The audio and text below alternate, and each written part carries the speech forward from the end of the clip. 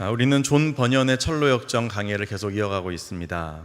지난 시간에 두마음 씨와 친구들 첫 번째 시간으로 두마음 씨에 대한 이야기를 나누었습니다. 두마음, 예수님께 나와서 또 교회에 와서 열심히 신앙생활하고 믿음 생활하는 것 같지만 사실은 그 속에 다른 마음이 있는 거죠. 그래서 그것을 얻기 위해서 신앙생활을 하는 사람, 그리고 신앙의 원칙과 또 기준을 바꾸는 사람, 그런 사람을 두마음씨다라고 그렇게 지칭했습니다.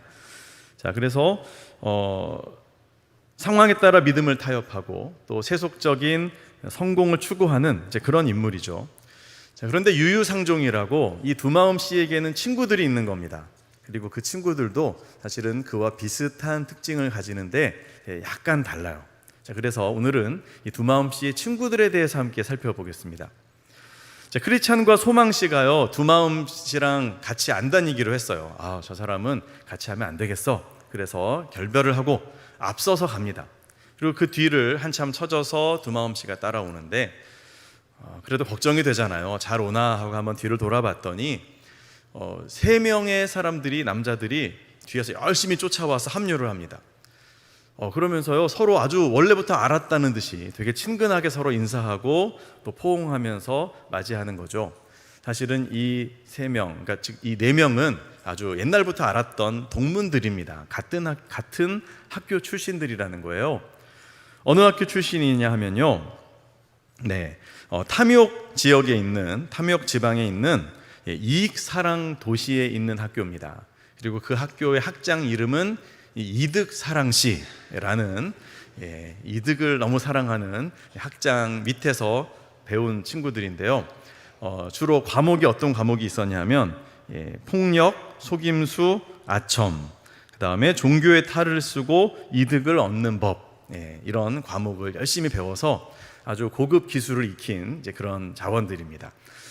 그리고 이 세 친구의 이름이 있는데요.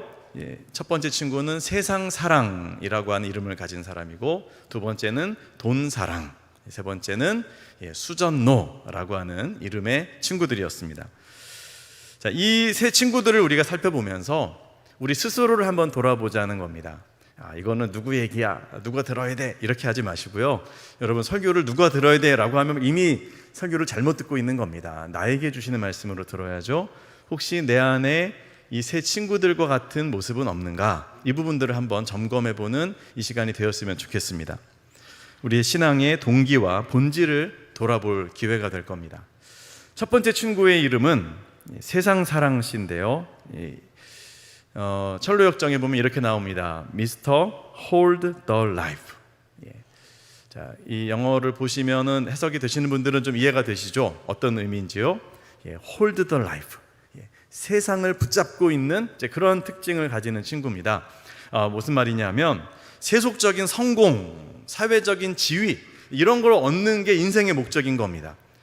오죽하면 이름을 Hold the Life라고 지었겠어요. 그러니까 이런 분이 교회 생활을 해도 이 목표가 안 바뀌는 겁니다. 제대로 회개하지 않은 거죠. 이름이 안 달라졌어요. 그래서 교회는 다니는데 여전히 Hold the Life, 이걸 위해서 교회를 다니는 겁니다.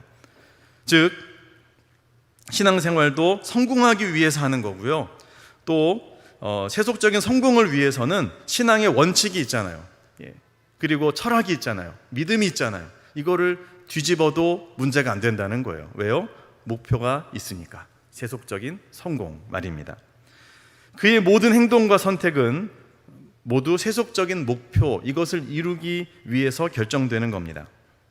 여러분, 우리의 신앙생활은 세상적인 성공을 위한 것이 아니잖아요. 그렇잖아요. 이 귀한 황금 같은 이 주말에 정말 이 시간을 내서 이 자리에 나오시고 또 함께 예배하기 위해서 얼마나 많은 준비를 하고 오십니까? 우리 찬양대원들은 또 몇 시간 전에 와서 미리 준비하고 이렇게 함께하는, 또 헌금하시고 봉사하시고. 여러분, 우리는 세상적으로 성공하기 위해서 주님을 믿는 게 아니고요, 우리 하나님을 사랑하고 그분의 뜻대로 살기 위해서, 온전한 믿음 생활을 하기 위해서 이 신앙을 가지고 또 우리 소정교회 다니는 줄로 믿습니다. 그런데 세상 사랑씨는 그렇지가 않아요. 교회에 다니면 하나님이 복 주시겠지, 뭔가 이런 기대를 가지고 교회를 오는 것이고, 그리고 교회 생활을 열심히 하는 세상 사랑씨가 있다면 그 사랑씨도 어떤 이유가 있을 겁니다. 자, 먼저 우리 세상 사랑씨의 가정 생활을 한번 생각해 봅시다. 자, 세상 사랑씨가 가정에서 어떤 모습을 가질까요? 가족 간에 소통에 문제가 있을 확률이 높습니다. 왜냐하면 자, 세상 사랑씨는 세상에서 성공을 해야 되잖아요. 그러면 열심히 일하고 또 노력해야 되지 않습니까? 노력 없이 어떻게 성공을 합니까? 그러니까 그냥 직장을 가서도 열심히 일하고 좋은 거죠. 좋은 건데, 그런데 가정보다 내 성공이 더 중요한 겁니다. 자, 뭔지 아시겠죠? 예. 자, 가정을 잘 돌보고 또 먹이고 입히기 위해서, 우리 아이들을 양육하기 위해서 열심히 일하고 이런 개념이 아니라 내 성공을 위해서 일하는 거기 때문에 가정은 뒷전인 겁니다. 그래서 식구들을 돌보지 않아요. 식구들과 소통하지 않아요. 예. 뭐 늦게까지 일하고 퇴근할 수 있어요. 그런데 거기에 대해서 하나도 미안해하지 않는 겁니다. 자, 그렇게 되니까요, 배우자와 자녀들은 외로움을 느끼게 될 겁니다. 세상 사랑씨와 정서적인 거리가 생긴다는 거죠. 또 미스터 홀더 월드 씨는요, 세상적인 성공이 중요하기 때문에 자, 가족 간의 관계에서도 식구들과 친밀함의 관계를 만들고 사랑의 소통을 이루는 데는 별로 관심이 없어요. 뭐에 관심이 있냐? 자, 남들 보기에 우리 가정이 그럴듯해 보이는 게 관심이 있습니다. 예, 성공한 가정처럼 보여야 되는 거죠. 예, 그게 중요하니까. 자, 그래서 집에서는 막 그렇게 욕설을 퍼붓고 막 폭행이 이루어지고 하면서도 밖에 나가서는 언제 그랬느냐는 듯이 부부간의 금술이 너무 좋은 그런 가정처럼 그렇게 위선적으로 행동을 하는 겁니다. 왜요? 사람들한테 그렇게 보이고 싶으니까요. 우리 자녀들, 하나님이 우리 자녀들에게 주신 달란트와 은사를 따라서 잘 그 미래가 열려지기를 기도하고 축복하는 게 아니라, 그렇게 도와주는 게 아니라 남들 보기에 성공한 자녀처럼 보이고 싶은 겁니다. 그래서 무조건 이 대학 이상 가야 돼, 또 이 일을 해야 돼, 이런 직장에 들어가야 돼, 이렇게만 목표를 정해주고 푸시하는 겁니다. 여러분, 그렇게 되다 보니까 가족들은 성공이라고 하는 목적을 위한 수단처럼 돼버리는 거죠. 예, 행복하겠습니까? 자, 미스터 홀더 월드 씨가 교회를 다닌다면, 그리고 교회에서 봉사한다면 어떤 모습일까요? 상상해 보면 이런 모습이 될 것 같아요. 자, 세속적인 성공을 교회 안에서도 이루어야 되는 거죠. 자, 교회 안에서도 세상적인 의미에서 성공한 자가 되고 싶은 겁니다. 그것이 뭐 직분이 될 수도 있고 어떤 외적인 모습이 될 수도 있고 생각하기 나름이죠. 어쨌든 세상적인 성공의 모습이 교회 안에서도 이루어지기를 바라서 만나는 사람마다 계속 자기 자랑을 하고 내가 이렇게 대단한 사람이라고 남들이 알아주기를 바라지 않을까요? 그리고요, 봉사를 하는데 세속적인 경쟁을 하는 겁니다. 그래서 내가 더 잘해야 돼 막 이러면서 주님을 위해서 봉사하고 하나님을 위해서 헌신하는 게 아니라 남과 경쟁해서 막 더 내가 돋보이고 싶어서 열심을 낸다면 이분이 이제 홀더 라이프가 되는 거죠. 자, 이분의 더 큰 문제가 뭐냐 하면 다른 사람의 진실한 봉사를 폄훼할 수 있다는 겁니다. 사람이 다 자기의 눈으로 남을 보잖아요. 그러니까 자기가 그런 사람이면 남도 그렇게 할 거라고 생각하는 거예요. 저분이 저렇게 열심히 봉사해? 왜?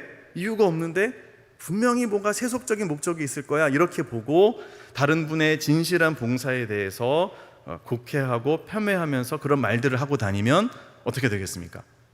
그러면 그분이 그 얘기를 듣고 실족할 거 아니에요. 나는 주님을 위해서 했는데 이런 나를 이렇게 보다니. 화가 나고 분노가 나서 그럼 봉사 안 해, 그러고서 막 탁 던져버리고 교회 안 다녀, 이럴 수도 있잖아요. 그렇게 돼도 이 미스터 홀더 라이프 씨는 거봐, 원래 신앙이 없는 사람이었네, 이렇게 말한다는 거죠. 예. 참 문제가 많습니다. 그래서 이런 세속주의적인 관점을 가지고 교회 생활을 하는 분들이 교회 안에 많아지면 많아질수록 참 교회 안에 사랑이 식어지고 또 봉사하는 분들이 적어질 겁니다. 그렇잖아요. 앞장서서 봉사하면 막 돌맞잖아요. 예. 엄한 오해를 들으니까 이런 말을 하려고, 이런 말을 들으려고 내가 봉사했나? 안 하고 말지. 아무도 봉사 안 하는 거죠. 자, 그런 교회가 점점 되어 갈 겁니다. 여러분, 우리는 그래서는 안 됩니다. 신앙의 본질을 붙잡아야죠. 로마서 12장 2절 말씀처럼 너희는 이 세대를 본받지 말고 오직 마음을 새롭게 함으로 변화를 받아서 하나님의 선하시고 기뻐하시고 온전하신 뜻이 무엇인지 분별해야 되지 않겠습니까? 분별해서 그 뜻을 행하기 위해 봉사하고 섬기고 예배하는 저와 여러분들 될 수 있기를 소망합니다. 우리의 목적은 다른 것에 있는 것이 아니라 하나님께 있고 하나님의 나라에 있습니다. 자, 두 번째 친구, 그 친구의 이름은 무엇입니까? 돈 사랑씨입니다. 미스터 머니 러브. 자, 이분의 목적은 단순해요. 이분의 사랑의 대상은 돈입니다. 돈. 머니 해도 머니가 최고다. 자, 그래서 돈을 벌기 위해서라면요, 양심과 신앙 포기하는 것 어렵지 않습니다. 사업을 해도요, 돈을 벌기 위한 목적으로 온갖 편법과 또 부정과 또 거짓을 해도 이게 문제가 안 되는 거예요. 돈만 벌면 된다. 자, 이런 분입니다. 자, 이런 분이 교회를 다녀요.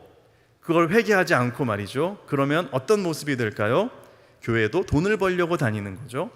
하나님 복 주세요, 이런 마음으로 기도하고 예배할 것이고요. 다른 성도들과 아주 좋은 관계를 맺어요. 왜요? 그렇게 해야 뭔가 내가 영업하는 데 도움이 되니까. 그래서 그렇게 하신다면 그분은 머니 러브에 해당하는 사람이 될 겁니다. 꼭 그런 모습만은 아니죠. 사람에 따라 여러 가지 모습으로 미스터 머니 러브 씨의 모습은, 삶은 드러날 수 있는데 몇 가지를 예를 들어 보겠습니다. 자, 돈을 사랑하는 사람은요, 하나님께로부터 행복을 찾고 만족과 위로를 얻는 것이 아니라 소비에서 행복을 찾습니다. 자, 머니 러브 A 씨는 매달 자신의 월급 대부분을 새로운 옷, 새로운 가전제품, 고가의 레스토랑 식사, 또 외제차 할부금으로 다 소비를 해버립니다. 자, 물질적인 것에서 만족을 느끼니까요. 자, 그런데 그렇게 쓰다 보니까 돈이 모자르잖아요. 야, 나는 돈이 더 필요해. 더 필요해. 자, 이렇게 추구하며 나아가는 삶이 되는 거죠.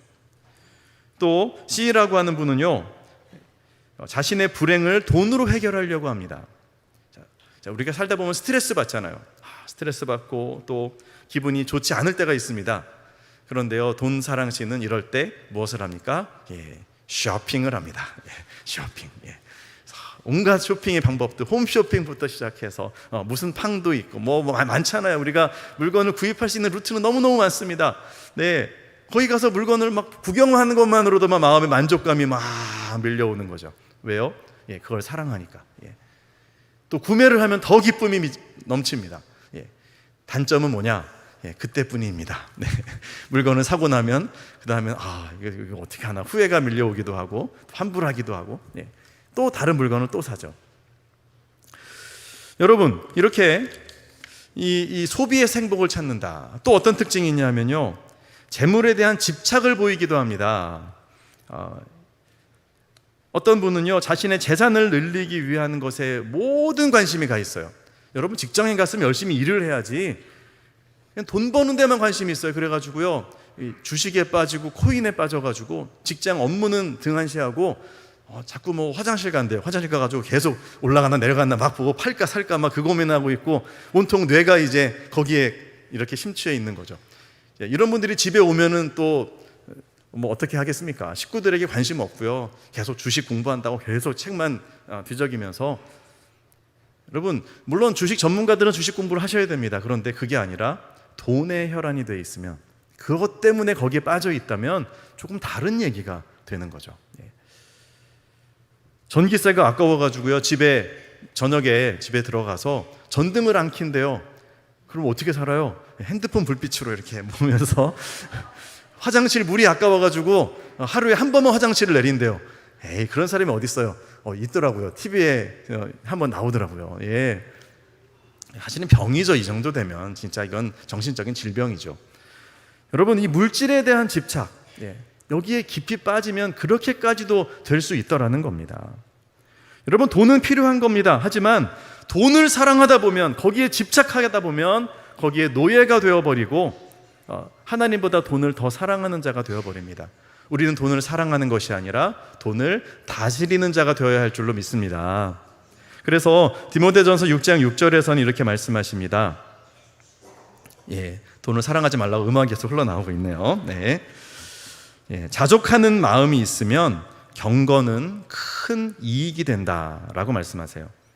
여러분, 마음에 자족하는 마음, 내가 지금 가진 것, 내 소유를 만족하고 여기에 감사하는 마음, 여러분, 이게 경건입니다. 막 열심히 뭐 방언으로 기도하고 주여 주시옵소서, 그게 경건이 아니라 하나님이 내게 주신 이 모든 것들을 감사하는 마음으로 받아들이는 게, 그게 경건의 시작이고요. 그 경건은 큰 이익이 있다 그랬습니다. 날마다 감사가 넘치고 내게 주신 모든 사람들이 그렇게 소중하고 지금 현재 나의 삶이 나에게 소명과 사명이 되기 때문에 그렇습니다. 사랑하는 여러분, 그러므로 우리가 정말 내게 주신 것에 감사하면서 우리의 재정에 계획을 세우고 불필요한 소비를 줄입시다. 그리고 필요한 것과 원하는 것을 좀 구분할 줄 알고 절제된 소비를 실천할 필요가 있습니다.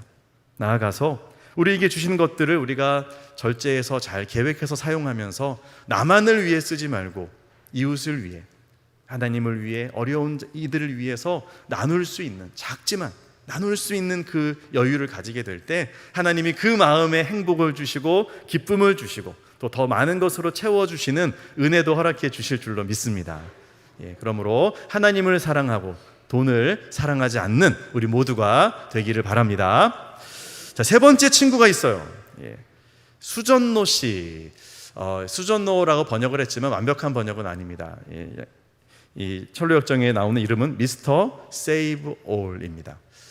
참이 번역이 어려워서 많이 고민을 했어요. 자, 우리가 뭐 돈을 세이브한다 그러잖아요. 뭔가 이렇게 좀 절약하고 좀 아끼는데 뭐를 그 대상이 뭐예요? all. 모든 영역에 대해서 뭔가를 세이브하려고 하는 겁니다. 그러면 뭐 아주 근검 절약하는 분이네. 자, 그런 의미에서 존 버년이 미스터 세이브 올을 쓴 건 아니에요. 어떤 의미에서의 그 절약이냐면 자기 이익을 위한 과도한 절약을 말합니다. 모든 면에서 말이죠. 어떤 상담적인 의미로 얘기하면 기버, 주는 사람이 아니라 테이커입니다. 모든 것에서 내 거를 막 나중심적으로 내 거를 내가 얻고 빼앗고 또 누리려고 하는 이런 기질의 사람인 겁니다. 자신의 이익과 안전을 최우선으로 하고 그것을 위해 다른 모든 것을 희생시키는 거죠. 결국은 그게 뭡니까? 나를 사랑하는 거 아닙니까? 모든 것을 자신에게 집중시키는 사람, 다른 사람의 생각 또 상황은 안중에도 없어요. 그저 내 판단, 내 이익, 내가 불쌍하고 내가 채워져야 되고 여기에만 모든 관심이 있어서 그래서 자신의 주변에 있는 것들을 다 이걸 위해서 사용하는 겁니다. 사용하는 거예요. 자, 이게 생각보다 심각하고요. 또 잘 드러나지 않는 그런 문제더라고요. 자, 예를 들어 볼까요? 우리 교회 같은 경우는 뭐 재정 부분이 워낙 철저하게 다 안전하게 시스템으로 잘 갖춰져 있기 때문에 그럴 가능성이 없지만 예를 들어서 어느 작은 교회라고 한번 생각해 봅시다. 자, 작은 교회의 재정이 뭐 그렇게 여러 사람이 챙기기가 어렵잖아요. 그래서 그 교회 목사님이 좀 믿을 만한 한 집사님에게 재정을 좀 맡아주세요 이렇게 부탁을 드렸어요. 자, 그분이 그래서 매주 헌금을 이렇게 받아가지고서 이걸 어디 은행에 넣어놔야 되는데 계정도 없어요. 그래서 이제 본인 통장에다 넣어놨다라고 하면 이게 이제 그때부터 뭔가 유혹이 생길 수 있는 환경이 되는 거죠. 자, 은행에만 넣어놓으면 뭐 이자가 거의 안 붙잖아요. 그런데 이분이 재리에 밝은 거예요. 야, 이 정도 돈이면 그 작은 교회라도 막 모이면 한 몇 천만 원 되지 않겠습니까? 자, 이 정도 돈을 그냥 은행에 이렇게 저축하지 말고 이거를 다른 그 약간 고위험성 투자 상품에 살짝 옮겨놓기만 해도 그래도 이자가 이렇게 붙을 텐데 계산이 촥 되니까 그거를 교회에 상의하는 게 아니라 그냥 임의로 잠깐 넣어놓을까? 자, 이런 생각 할 수 있어요, 없어요? 하면 안 되죠. 안 되는데 근데 이제 그런 생각이 들 수도 있다는 거예요. 그래가지고 살짝 옮겨놓는다. 그러면 뭐 잠깐은 이자가 생기고 좋을 수 있겠지만 이게 나중에는요, 바늘도둑이 소도둑 된다고. 처음에는 잠깐 그래, 나중에는 그게 당연한 게 되고 뭐 이렇게 해도 나중에 문제가 커지다가 정말 거기서 어떤 문제가 생겨버리면 그때는 감당할 수 없는 상황이 돼 버리기도 하는 거죠. 전혀 의도하지 않았는데 그렇게 돼버리는 겁니다. 자, 그 마음의 동기가 뭘까요? 아깝다는 거죠. 이 돈을 왜 여기다 그냥 넣어놔? 이거는 이렇게 하면 되는데. 그게 뭐예요? 돈에 대한 사랑 아닙니까? 여러분, 교회 안에서 우리가 재정을 집행할 때 영수증 처리하잖아요, 그렇죠? 교회 재정 받아서 철저히 영수증 처리를 하는데, 간혹 영수증 처리가 잘 안 되는 경우에 이제 재정 정리를 위해서 그냥 가라 영수증을 하시는 경우들이 있다라는 얘기를 듣습니다. 근데 여러분, 가라라는 말도 좀 이게 안 좋은 말, 지금 그냥 거짓으로 영수증 처리를 한다. 근데 뭐 나는 정직하고 나는 그냥 정확하게 썼는데 그냥 단지 처리를 그렇게만 할 뿐이에요라고 하지만, 그런 부분들을 하나 둘 허용하다 보면 거기에 어떤 우려가 생기는 거예요?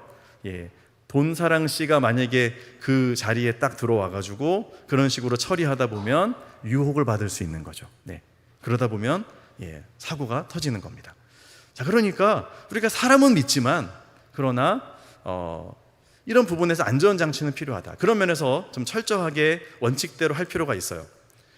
자, 그런데요, 그렇게 철저하게 재정 정리를 하고 또 딱 회계 정리를 하다 보면 그럼 또 어떤 문제가 또 생길 수 있냐 하면, 너무 철저하게 딱 정리를 해서 그래서 거기에서 문제가 생길 때 그런 부분에 대해서 서로 대화를 하고 또 서로 이해가 되면 되는데, 그런데 그런 대화가 잘 안 되는 경우들이 생긴다면 어떨까요? 무슨 말이냐면, 철저한 재정 집행을 통해서 다른 이득을 얻기를 원하는 마음이 있을 수 있는 거죠. 어떤 이득이요? 그건 금전적인 이득은 아니더라도 그걸 통해서 내가 교회 재정을 이만큼 아꼈다. 또 과도하게 재정을 너무 막 쪼여가지고 그래서 사역이 안 될 정도까지 만들어요. 그리고 나는 돈을 이만큼 아꼈다. 이걸 자랑한단 말이죠. 자, 그러면 이분은 지금 교회 재정을 집행하는 걸 가지고 그걸 통해서 뭘 얻는 거예요? 내가 이만큼 돈을 아낀 사람이야 라는 자신의 영광을 얻으려는 목적으로 그렇게 할 수도 있는 거죠. 자, 이거를 단정짓기는 참 어려운 얘기예요. 어떤 분이 그렇게 열심히 재정 집행을 잘 원칙대로 했으면 사실은 대부분은 충성한 거죠. 너무 잘하신 겁니다. 그런데 꼭 그런 의도만은 아닐 수도 있다라는 것을 우리 자신에게 잘 적용해 봐야 된다라는 말씀을 드리는 겁니다. 이해되십니까? 참 이 구분이 참 쉽지가 않아요. 자, 그래서 이 철로 역정에서는 어떤 얘기가 나오냐 하면, 이 두 마음 씨와 이 세 친구들이 이제 대화를 하면서 두 마음 씨가 이런 질문을 해요. 자, 여기에 어떤 상인과 그리고 어느 목사님이 계십니다. 자, 그런데 이분들이 더 많은 수익을 얻기 위한 목적으로 자신의 일에 열심을 냈다면 과연 그것을 합법적이라고 말할 수 있습니까? 라는 질문이에요. 그러니까 이런 거죠. 자, 어느 목사님이 설교 준비를 정말 더 열심히 하는 거예요. 진짜 정말 열심히 설교 준비를 하는데 그 목적이 뭐냐? 내가 더 멋진 설교자가 돼서 사람들에게 더 많은 인기를 얻고 또 여기저기 불려다니는 설교자가 되고, 그렇게 해서 내 수익이 더 늘어났으면 좋겠다. 더 많은 사례를 받기를 원한다. 이런 마음으로 설교 준비를 열심히 한다면 어떠냐? 그랬더니요, 이 두 마음씨 친구들이 다 박수를 치는 겁니다. 그거는 그럴 수 있지. 어쨌든 설교를 잘한 거 했으면 됐네. 그리고 뭐 사람들이 은혜 받으면 됐지 뭐. 그래서 더 많은 수익을 얻었으면 그럼 되는 거 아니야? 그러면 그건 하나님 앞에서 옳은 거 아니야? 이렇게 얘기하는 거죠. 또 어떤 상인이 자기가 더 좋은 많은 수익을 얻기 위해서 믿음 생활을 시작하는 거예요. 교회에 다니면서 더 많은 사람들과 인맥 관계 네트워크를 형성해가지고 더 많은 도움을 받고, 그리고 그렇게 하다 보니까 결혼도 돈 많은 그런 자매를 알게 돼가지고 또 결혼을 하게 되고, 또 고객들도 더 많아지고, 자, 이걸 위해서 신앙생활을 한다.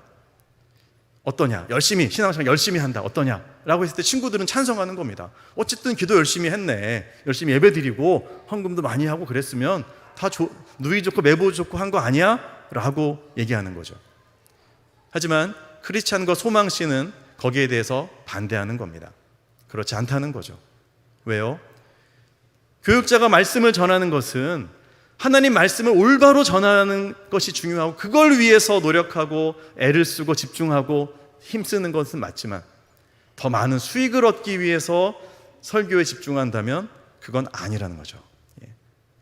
하나님의 영광을 위해서 내게 맡겨주신 직장에서 모든 일들을 신실하게 감당하는 것은 옳지만, 돈에 대한 욕심과 세상적인 어떤 그 영광을 얻기 위해서, 그래서 교회 생활 열심히 하고 열심히 기도하고 또 봉사하고 하는 모습을 사람들에게 보이는 것, 이건 위선이라는 거죠.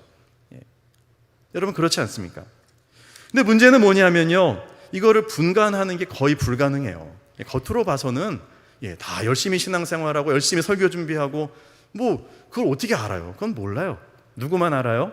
하나님만 아시고 자기만 알 겁니다. 그리고 아마 제일 가까운 사람들은 좀 알 수도 있겠죠. 대화하고 그 사람에 대해서 깊이 아는 사람들은. 여러분 그러니까 우리가요, 다른 사람을 말하기에 앞서서 우리 스스로를 점검해 볼 필요가 있습니다. 먼저는요, 우리 자신의 동기를 점검해 봐야 됩니다. 나의 신앙생활의 동기는 무엇인가? 나의 세속적인 이익을 위해선가? 아니면 정말로 하나님을 사랑하고 그분의 뜻을 따르기 위해선가? 이걸 우리가 돌아봐야죠. 그리고 겸손과 헌신의 삶을 살아야 됩니다. 나보다 남을 낮게 여기라 그러시잖아요.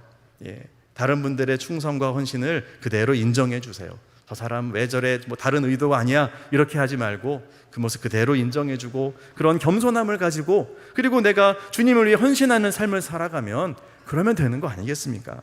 그리고요, 세 번째로 하나님의 기준을 따릅시다. 우리의 삶의 기준은 세속적인 성공이 아니라 하나님의 뜻을 이루는 것이고 하나님의 말씀을 따라가는 것입니다. 이게 진정한 신앙의 길이죠. 그렇게 먼저 주님의 나라와 의의를 구할 때 하나님이 그러한 우리에게 복을 주시고 이 모든 것을 더하실 줄로 믿습니다. 우선순위가 바뀌면 안 됩니다. 말씀을 정리합니다. 사랑하는 성도 여러분, 우리가 이 두마음 씨와 친구들의 이야기를 통해서 세속적인 유혹과 진정한 신앙의 길이 다르다라는 것을 깨달을 수 있기를 원합니다. 우리가 읽은 본문은 분명하게 말씀하십니다. 땅에 있는 지체를 죽여야 한다고요. 곧 음란과 부정과 사욕과 악한 정욕과 탐심이다. 이 탐심은 우상숭배라고 했습니다. 어디 가서 절에서 우상숭배가 아닙니다. 하나님보다 더 사랑하는 것이 내 마음속에 깊이 박혀 있으면 그게 우상이죠. 말씀하십니다. 이것들로 말미암아 하나님의 진노가 임하느니라. 여러분, 믿음 생활하고 이렇게 열심히 신앙생활 하시는데 하나님의 진노를 경험할 이유가 뭐가 있습니까? 우리가요, 이 땅에 있는 지체를 죽이고 땅의 욕심을 죽이고 정말 본질적인 신앙생활, 좀 하나님을 위해서 또 하나님의 나라를 위해서 다른 성도를 사랑하며 섬기는 진정한 믿음 생활의 중심을, 본질을 놓치지 않는 그런 성도들이 모두 되실 수 있기를 축복합니다. 그래서 정말 우리 스스로를 늘 점검하고 경계해서 두마음 씨와 친구들 같은 마음이 스며들지 않도록 내 자신을 잘 보호하고, 그리고 믿음의 동역자들과 함께 천성을 향하여 나아감으로 하나님 앞에 섰을 때 잘했다 칭찬받으며 그리고 빛난 면류관을 받아 누리는 저와 여러분들 모두 되시기를 예수님의 이름으로 축원합니다. 아멘. 우리 이 결단의 마음을 가지고 함께 찬양했으면 좋겠습니다. 주님의 기쁨 되기 원합니다. 이 찬양 함께 부르면서, 주님, 다른 사람들은 알 수 없지만 저는 압니다. 제 마음의 중심의 소원이 무엇인지. 다른 것이 아니라 주님의 기쁨 되기 원합니다. 여러분, 이 마음으로 결단하며 함께 찬양합시다.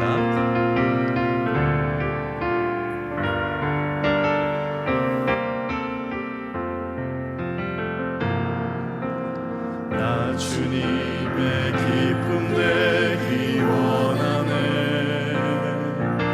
내 마음을 새롭게 하소서. 새 부대가 되게 하여 주사. 주님의 빛 비추게 하소서. 내가 원하는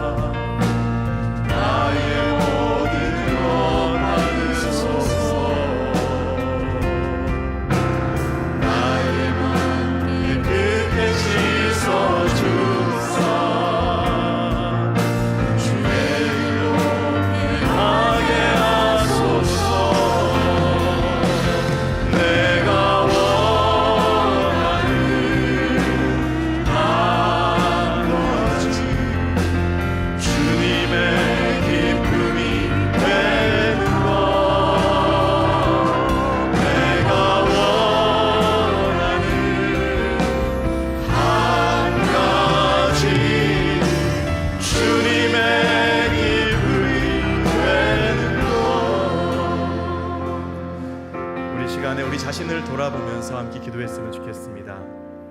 여러분, 우리 자신이 정말 주님 앞에서 진실합니까? 많은 분들이 진실하다라고 생각합니다.